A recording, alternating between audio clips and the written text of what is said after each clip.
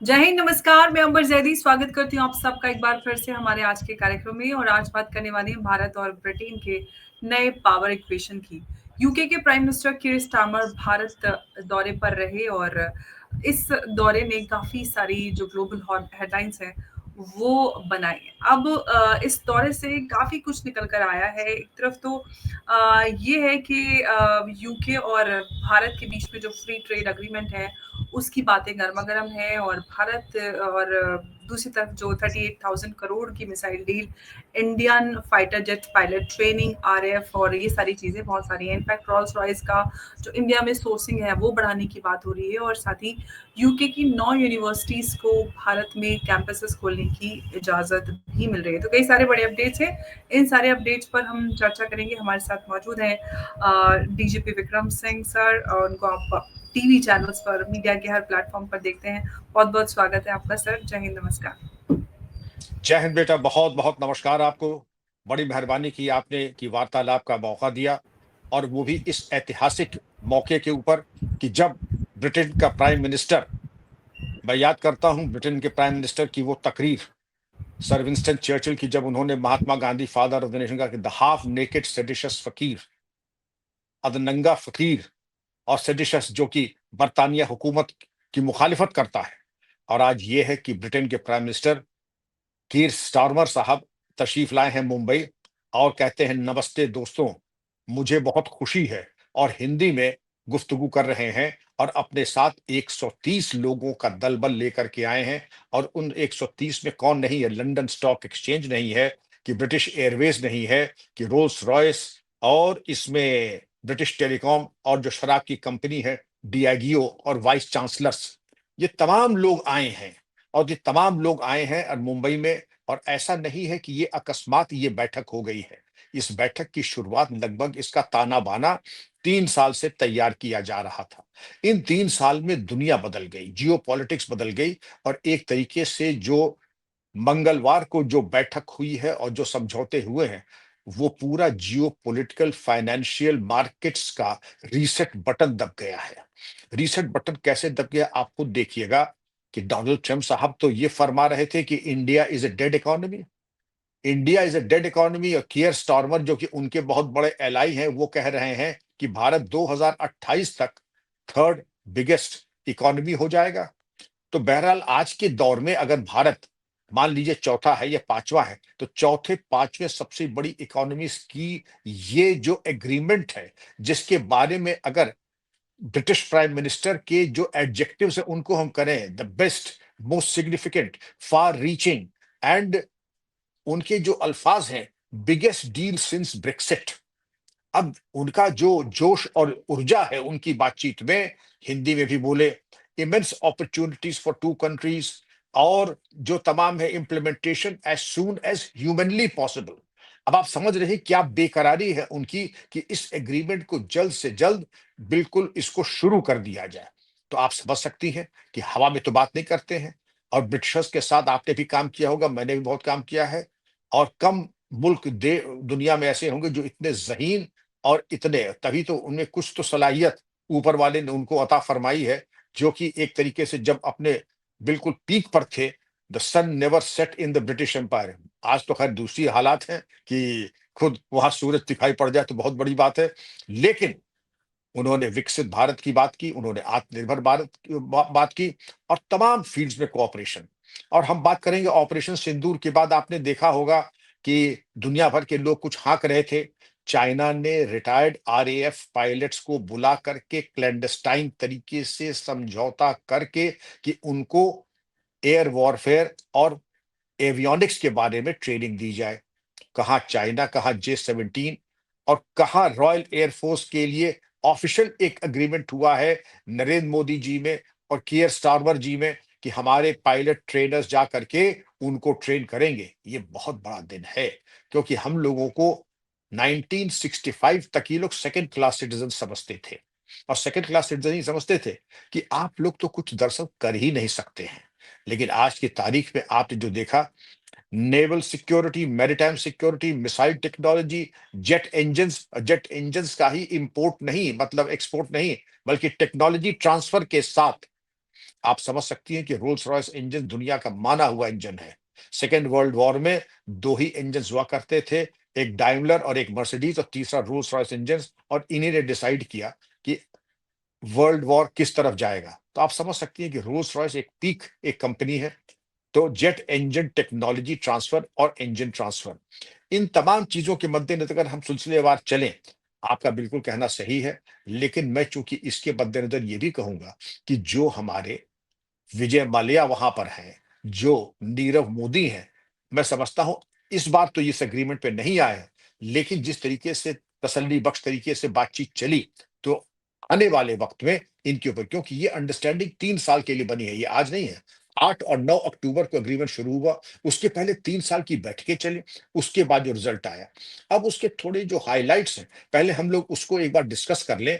आप ये देखिए कि बहुत इतना बड़ा डेलीगेशन आज तक ब्रिटिश प्राइम मिनिस्टर के साथ, कोई कह रहा है 126, कोई कह रहा है 130, तो कह रहा है ऐसा कि जितनी बार आप बोतल हिलाइएगा उतनी बार गिनती नफरी बदल जाएगी। तो इनकी भी नफरी बदल जाएगी, 130, चलिए मैं 126 मान लेता हूं। तो सबसे लार्जेस्ट डेलीगेशन एवर, और इंडिया के आर्थिक जो राजधानी है मुंबई, वहां पर बैठक हुई। और इसमें अगर आप देखें, ये launch pad, British prime minister का ये लॉन्च पैड है, यानी संग बुनियाद है जिससे कि आगे टेक ऑफ होगा। और थर्ड लार्जेस्ट इकोनॉमी अगर 2028 तक ये प्रोजेक्ट कर रहे हैं, ये मोदी जी ने नहीं कहा, ये ब्रिटिश प्राइम मिनिस्टर ने कहा। तो इसमें आपके पास जो चयन की क्षमता है, जो स्थिरता है, जो जॉब अपॉर्चुनिटी है, और आप ये देखिए कि जो 15% की जो आपकी टैरिफ थी, वो भारत 3% करने वाला है। और इससे क्या लाभ होगा, क्या चीजें सस्ती हो जाएंगी, जो हमारा इंपोर्ट है, cosmetics, cars, medical equipment, soft drinks, और सबसे बड़ी खुशी तो शराब पीने वालों को होगी कि जिसकी 150% की ड्यूटी 75% हो गई, और कालांतर में 10 साल में वो 40% हो जाएगी। तो शराबियों की तो बल्ले बल्ले हो गई, क्योंकि सबसे अच्छी विस्की दुनिया की कौन सी होती है, स्कॉच विस्की। अब स्कॉच विस्की जो है पीने वालों के, खैर मैं तो बड़ा इसका मैं मुखालफत करता हूँ शराब और शराबखोरी का, शराब की पार्टीज का। लेकिन अब दुनिया की जैसे रिवायत है, तो मैं उसमें क्या कहूं। खैर, तो लोग कहते हैं कि आप तो बड़े पुराने हो गए हैं, बड़े पुराने ख्याल के हैं। लेकिन जब ट्रेड हुआ है, तो पहले आपका 150% से 75%, और 10 साल में वो 40%। तो हमें लगता है कि जो स्कॉच विस्की की कीमत है, तब इंडियन विस्की के बराबर हो जाएगी। तो पार्टी में लोग इंडियन विस्की स्कॉच विस्की में ज्यादा मारामारी नहीं होगी। वरना दिखाई बताया ये जाता है कि जहां स्कॉच विस्की परोसी जाती है, वहां बिल्कुल लठमार हो जाता है, क्योंकि जो मारामारी होती है स्कॉच विस्की के लिए।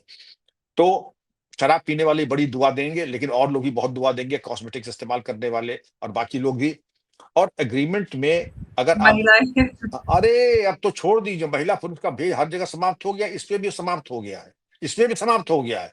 और कहीं कहीं तो दिखाई पड़ता है जैसे हर क्षेत्र में महिलाएं आगे हो गई हैं। तो अब मैं कहूंगा नहीं, क्योंकि लोग फिर ट्रोल करेंगे, इसलिए मैं अपनी बात को, होशियार को इशारा काफी है, मैं यहीं पे अपनी वाणी को विराम दे दूंगा और आपके ऊपर छोड़ता हूँ कि आप तो समझ जाइए।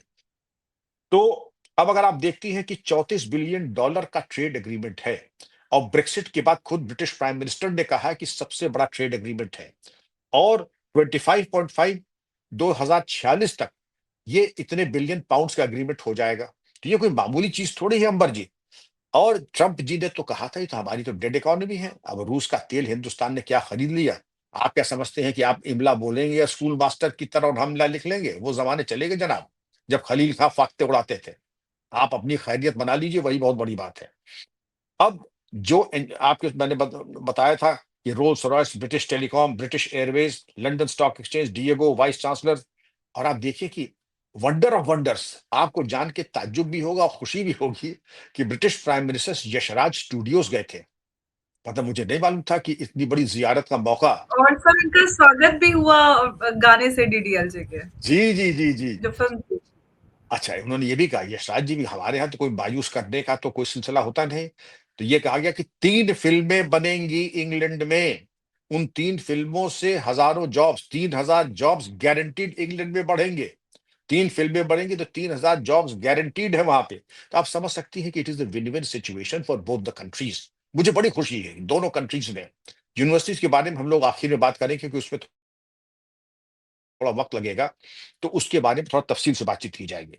अब फ्लाइंग में देख लीजिए, ये एक रिकॉर्ड है कि किसी एडवांस्ड यूरोपियन कंट्री को इंडियन फाइटर पायलट्स ट्रेन करेंगे। मैं समझता हूं कि एक बहुत ही देश प्रेमी और देशभक्त होने के नाते आपका भी सर गौरव से ऊंचा हो गया होगा, जैसे कि मेरा हुआ है। और चाइना ने तो चोरी छुपे मंगाया था। Military training cooperation, prime minister जी महोदय ने हमारे ट्वीट किया, मिलिट्री ट्रेनिंग कोऑपरेशन, जो कि ट्रस्ट और विश्वास का एक बिंदु है। और मुंबई की मीटिंग में नेवल जॉइंट एक्सरसाइज और मैरीटाइम सिक्योरिटी, यानी नेवी का उच्चीकरण। और ये बात कब हो रही है?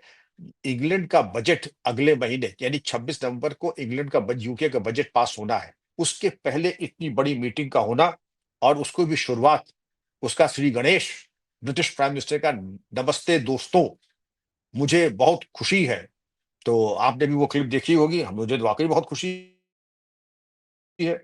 तो उन्होंने कहा कि विकसित भारत 2028 तक, और उन्होंने ये भी कहा कि ईयू यूरोपियन यूनियन छोड़ने के बाद ये सबसे बड़ा एग्रीमेंट है। तो मैं समझता हूं कि कुछ सोच समझ करके रिसर्च करके, ये एक अकस्मात नहीं, 3 साल की जिद्दोजहद और एग्रीमेंट के बाद ये एग्रीमेंट हुआ है। तो अंबर जी आप समझ सकती हैं, 2.5 साल में तो आदमी पीएचडी कर लेता है, तो 3 साल में मतलब सवा पीएचडी करने के बाद, हर चीज तोल मोल करने के बाद ये एग्रीमेंट हुआ है। तो आप समझ सकती हैं कि कितना एप्लीकेशन ऑफ माइंड, थिंकिंग और रिसर्च हुआ होगा। और इसके बाद तुरंत जो चीजें अनाउंस हुई हैं, 2-4 चीजें वो बहुत अच्छी है। IndiGo direct Delhi to Manchester flight शुरू होंगी। ब्रिटिश एयरवेज की जो डेली फ्लाइट थी दिल्ली लंदन, अब एक तीसरी भी डेली फ्लाइट होगी। आप समझ लेंगे कि अब दिल्ली से मैनचेस्टर या लंदन जाना वैसे ही हो गया जैसे करोल बाग से नोएडा आना, इतना आसान, सहज और सरल हो गया। तो जीरो, और एक चीज और थी, zero tolerance to terror and extremism, ये भी एग्रीमेंट का पार्ट है। हालांकि उन्होंने स्पेल आउट नहीं किया, लेकिन जो मैंने पहले ही कहा था कि भाई ये हमारे जो फ्यूजिटिव ऑफ जस्टिस हैं नीरव मोदी और विजय मल्ल्या, इनके बारे में आपने क्या सोचा है, और जो खालिस्तानी एक्टिविटीज हो रही हैं उसके बारे में। लेकिन जो ये जुमला इस्तेमाल हुआ है Ambar ji, zero tolerance to extremism and terrorism. अब हम बात कर लेते थोड़ा सा मिसाइल के बारे में भी। ये 350 मिलियन पाउंड्स यूके की लाइट वेट मिसाइल, जिसको मार्टलेट कहते हैं, ये इंडियन आर्मी को दिया जाएगा। मैरीटाइम सिक्योरिटी, मिलिट्री ट्रेनिंग, और ट्रेनिंग सिर्फ आपकी हमारे ट्रेनर्स जाकर के आरएएफ के पायलट्स की नहीं करेंगे। मिलिट्री ट्रेनिंग कोऑपरेशन और इंडो पैसिफिक रीजन में नेवल एक्सरसाइजेस की जाएंगी, और इसकी शुरुआत भी हो चुकी है। अब हम बातें हैं कि ट्रांसफर ऑफ टेक्नोलॉजी भी होगी। और आपने देखा होगा प्रधानमंत्री महोदय ने 15 अगस्त को सुदर्शन चक्र योजना कही थी। इसमें से 4 आइटम आपके ऐसे हैं जिनका बड़ा गहरा संबंध सुदर्शन चक्र योजना से है। क्या? Jet engine, missile technology, training और इक्विपमेंट अपग्रेडेशन ऑफ टेक्नोलॉजी, ये तीनों चारों चीजें आपके सुदर्शन चक्र जी जो योजना है उससे सीधी जुड़ी हुई है। तो आप समझ सकती हैं कि ये कुछ सामान्य कोई समझौता थोड़े ही है। आप यशराज फिल्म से लेके चली जाए यूनिवर्सिटीज तक, यूनिवर्सिटी से चली जाए चरमपंथियों के प्रति जीरो टॉलरेंस, और उसके बाद अगर आप देखें अंबर जी, तो इन्होंने कोई ऐसा बिंदु छोड़ा नहीं है। और अब आप देखिए, अगर हम यूनिवर्सिटीज की बात कर लें तो 9 यूनिवर्सिटीज का तो बिल्कुल खुलासा हो गया है। और ये वो यूनिवर्सिटीज नहीं है कि जो चौराहे चौराहे बन जाती हैं, जैसे मालूम पड़ा 2 कमरों में, एक में वाइस चांसलर रजिस्ट्रार बैठते हैं, दूसरे में मालूम पड़ा कि ऑनलाइन क्लासेस चलते हैं, यूनिवर्सिटी डिग्री छाप के बांट रही है। ये वो यूनिवर्सिटीज हैं जो सैकड़ों साल पुरानी है, प्रतिष्ठित है, और जहां पर हमारे कई राजनेता इंडिपेंडेंस से पहले वहां पढ़े थे, और आज भी वहां पे बड़े प्रतिष्ठित लोग पढ़ रहे हैं। और ये UGC approved letter of intent UGC ने जो दिया है, और हमारी न्यू एजुकेशन पॉलिसी के तहत ये पूरे फर्मे पे बैठ रही है। यूनिवर्सिटीज के नाम गिना दूं, Lancaster University, Surrey University, Liverpool, York, Aberdeen, Bristol, Queen's University, Belfast. आपने देखा होगा कि इस बड़ी प्रतिष्ठित यूनिवर्सिटीज है और अंतरराष्ट्रीय ख्याति प्राप्त है। हमारे यहाँ बच्चे और हमारे माता पिता अभिभावक पेट काट करके बच्चों के लिए जा करके वहां फीस का इंतजाम करते हैं। अमेरिका तो आपका, मैंने सुना वीजा का ही कीमत हो गई है शायद 1 लाख, कई बहुत ज्यादा जी। हो गया, मतलब वो तो।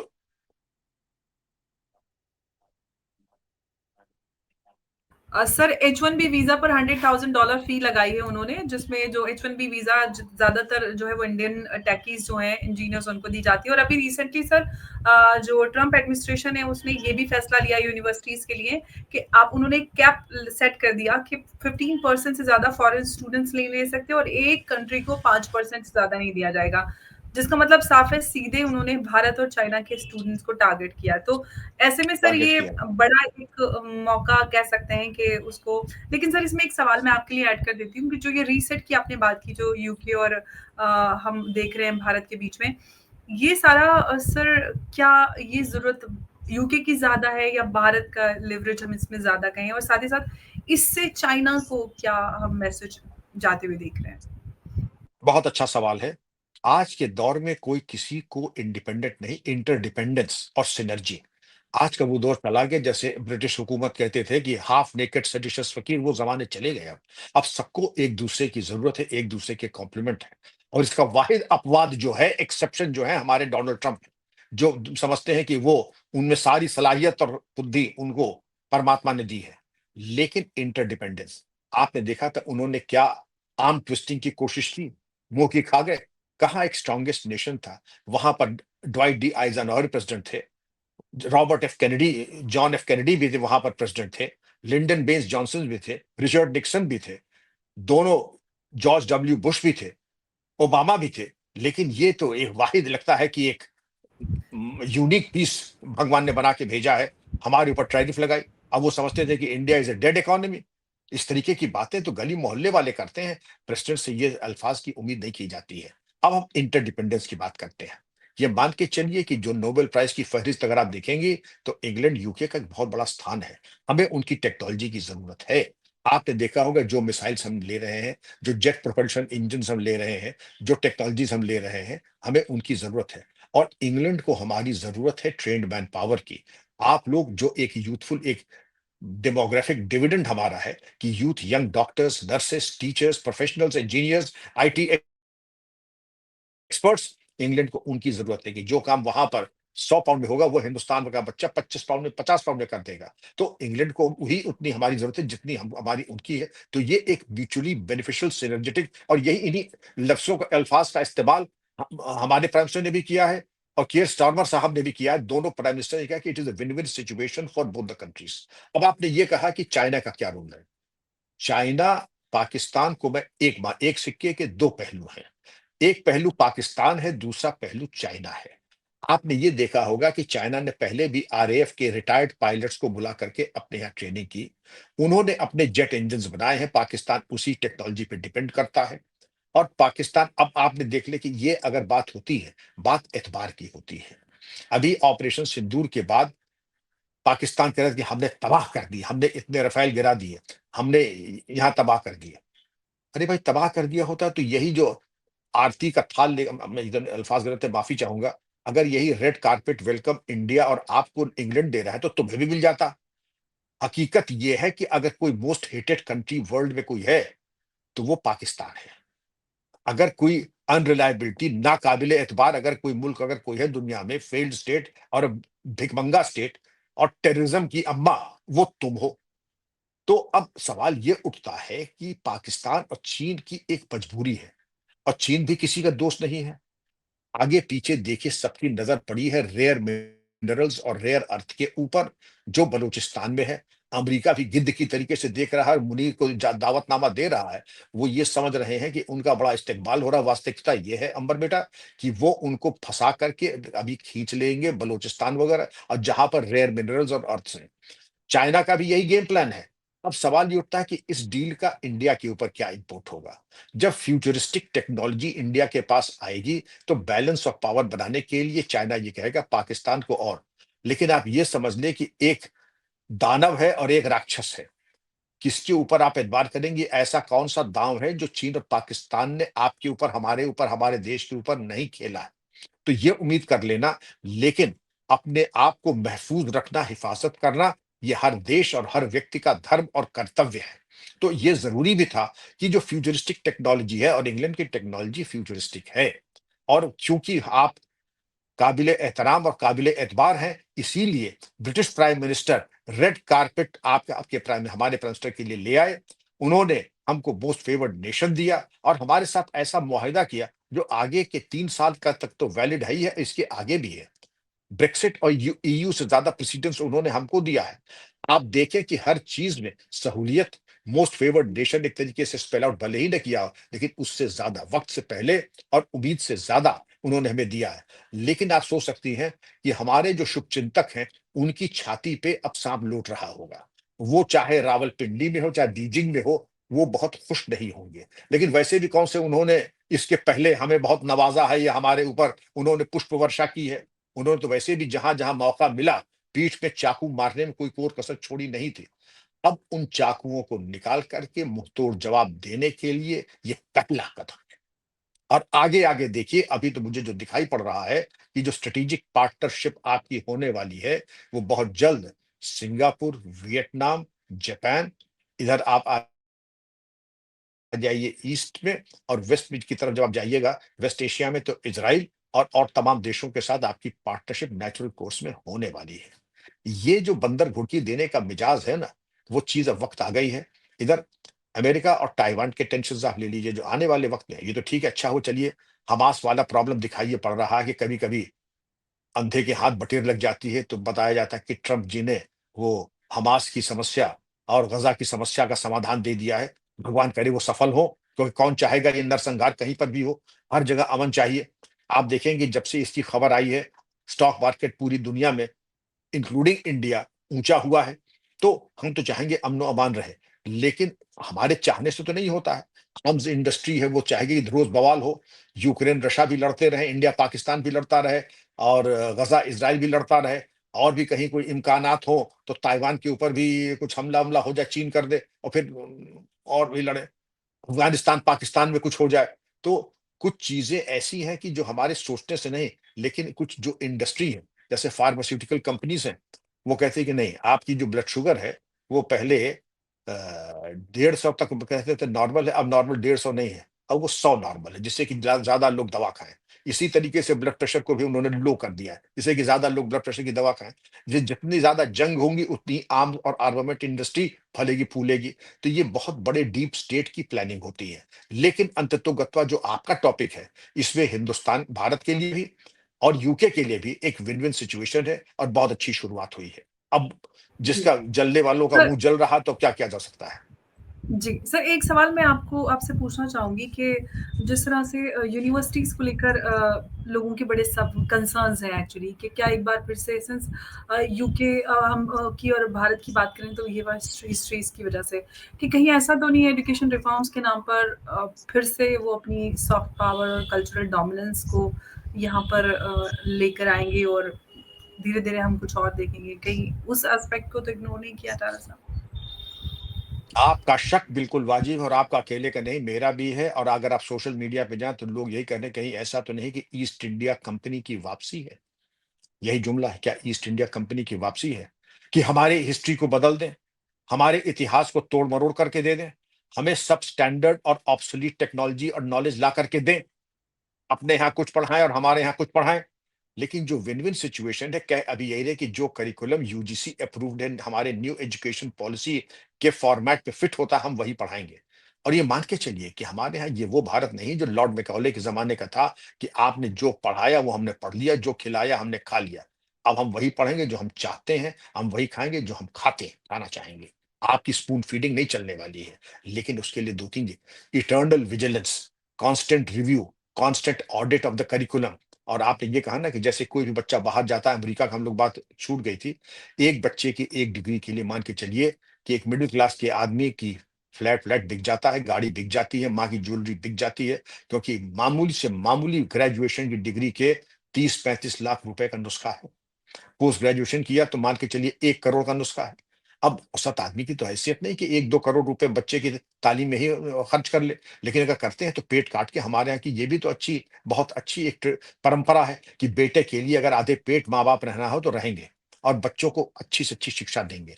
तो वो शिक्षा जो अगर बाहर 1 करोड़ की हो रही है, अगर हमें 40 लाख की मिल रही है और बच्चा नजर के सामने, मैं फिर ये कहूंगा बच्चा नजर के सामने है, हमारे कंट्रोल में है, उसका अच्छा भला और बुरा हम उसकी तरबियत और तालीम में उसकी हिफाजत कर सकते हैं, उसको मशवरा दे सकते हैं।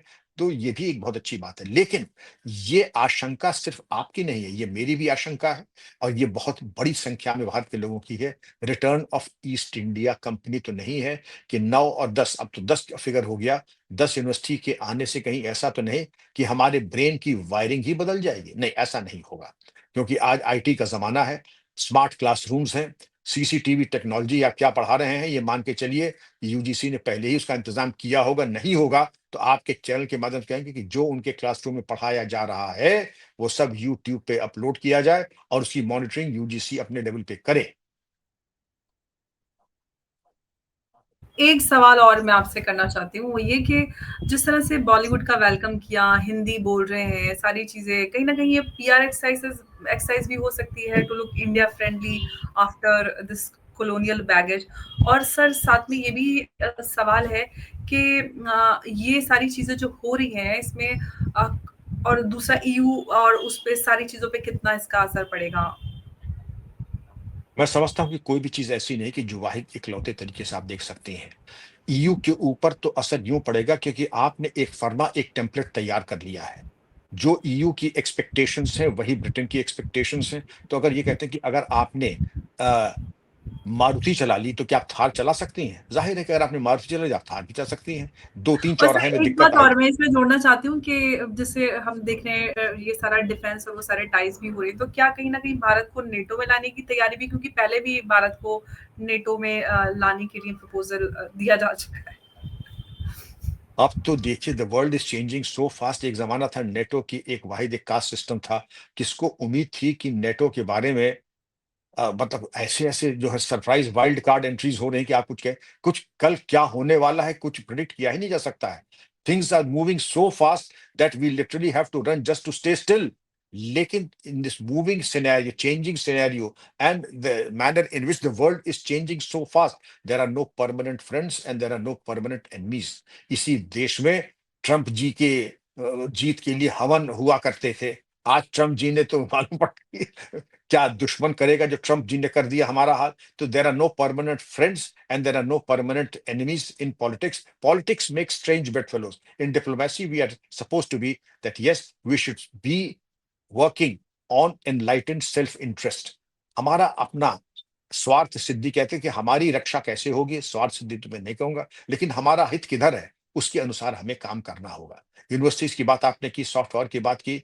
इंग्लैंड ने जो पाप किए हैं, हम थोड़ा कहने में जो पाप किए हैं 1857 से ही अगर शुरू कर दें, रॉबर्ट क्लाइव अगर उसके पहले जाए, बैटल ऑफ प्लासी से आ जाए, रॉबर्ट क्लाइव ने रिश्वत दे दे करके जो भी जंग जीती हैं अपनी बहादुरी और शौर से नहीं, रिश्वत दे करके, रिश्वत ले करके। और उसके बाद दो गवर्नर जनरल्स की तो हालत खराब हो गई, रॉबर्ट क्लाइव और वॉरेन हेस्टिंग्स की। और उसके बाद इन लोगों ने जो लूटा है अवध की बेगमों को, राजा चेत सिंह को जो रामनगर के थे, और इसके अलावा जिस तरीके की हमारे ये जो कांग्रेस के लीडर है, बहुत अच्छी इंग्लिश बोलते हैं, नाम उतर गया है, शशि थरूर सर। शशि थरूर, उन्होंने ये कहा कि इंग्लैंड से अगर हम हर्जाना मांगे तो इंग्लैंड पूरा बिक जाएगा, कई ट्रिलियन पाउंड्स की रिपरेशंस होंगी जितना उन्होंने लूट मचाई थी। चाहे वो दक्कन से हो, चाहे बेगम्स ऑफ अवध हो, चाहे रामनगर हो। और बंगाल फैमिन में तो कितने लाखों लोग मर गए और लोग यही कह रहे थे कि साहब यहाँ तो घास के अलावा कुछ है ही नहीं। तो उनका ठीक है घास ही बेच करके कुछ तो वसूलो। और जो गेहूं जा सकता था बंगाल के लिए उन्होंने डाइवर्ट कर दिया कहीं और, अपने और कॉलोनी के लिए। तो इन्होंने कम पाप नहीं किए हैं। और वो ठीक है पाप का प्रायश्चित कर रहे हैं, और हम लोग तो भारतीय हैं, किसी का बुरा करना छोड़ने सोच भी नहीं सकते हैं। तो परमात्मा उनका भी भला करे, सबका भला करे। सबका भला होगा तो उनका भी भला होगा। लेकिन आपने बिल्कुल सही कहा, ये सॉफ्ट पावर, वरना हिंदी फिल्म आपने तो नहीं देखा, मैंने वो दौर देखा है जब अंग्रेज कुछ बचे खुचे थे। मेरी पैदाइश सन 50 की है, तो उसके बाद बचे खुचे अंग्रेज थे, वो जो बात करते थे, तो मैं आपको जरा एक दो उनके जुमले सुनाना चाहूंगा। I would not like to go there are too many Indians there. समझ रहे हैं? मैं वहां नहीं जाना चाहूंगी क्योंकि वहां बड़े इंडियंस रहते हैं। इनका तुम क्या हो?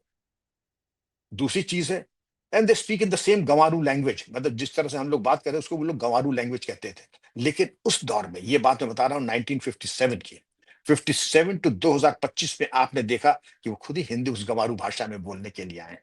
वो खुद ही जो है हमारी जो है where there are too many Indians they are very keen to go there.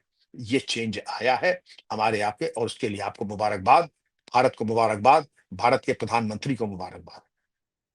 Sir, अंत में बस एक सवाल पे आपका ओपिनियन जानना चाहूंगी। कीर स्टारमर की जो पार्टी है, लेबर पार्टी, वो प्रो पाकिस्तान है और वहाँ पे पाकिस्तानियों की जो संख्या है बहुत ज्यादा है। वहाँ पे इनफैक्ट पॉलिटिक्स में एक्टिव पार्टिसिपेशन पाकिस्तानियों का बहुत ज्यादा है और बहुत सारे एक्सट्रीमिस्ट को वहां पर शरण दी जाती है। अब जो यूके ग्रूमिंग गैंग्स और ये सारी चीजें, अब जाकर वहां पर बात होना शुरू हुई है और अब जाकर वहां पे ये बोला गया है कि हाँ, ये पाकिस्तानियों ने इस तरह से वहां पर बच्चों के साथ ऑर्गेनाइज जो भी क्राइम किया। ऐसे में इनका भरोसा किया जा सकता है सर? ये सवाल मैं आपसे कर रहा हूं कि हिंदुस्तान पहले वहां छोड़िए, पहले अपने घर में आ जाइए। और 3 स्टेट की बता रहा हूं, बिहार, पश्चिम बंगाल और केरला।